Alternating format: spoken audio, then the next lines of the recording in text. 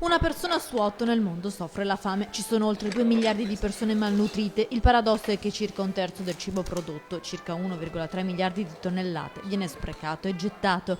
Sono i numeri che si cercano di combattere dopo i mesi di Expo Milano dedicata proprio al tema del cibo e della nutrizione del pianeta. Da qui prende spunto una delle iniziative concrete che partono dalle abitudini e dallo stile di vita degli italiani.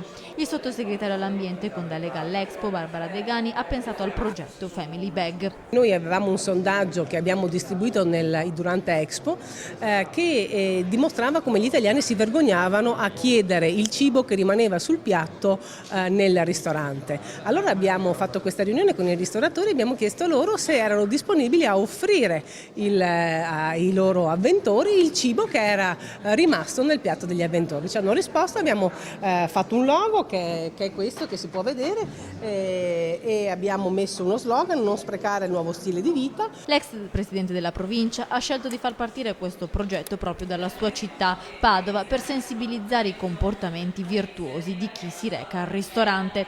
Union Camere Veneto ha individuato così 100 locali alle quali verranno recapitate tutte le confezioni per impacchettare il cibo che poi verrà dato ai clienti prima di tornare a casa. Va verso un'idea innovativa della gestione del cibo, di come trattarlo, di come gestirlo, di quali sono poi i contenitori per portarselo a casa. Ecco, comporta una serie di iniziative che sensibilizzano il consumatore a un processo innovativo.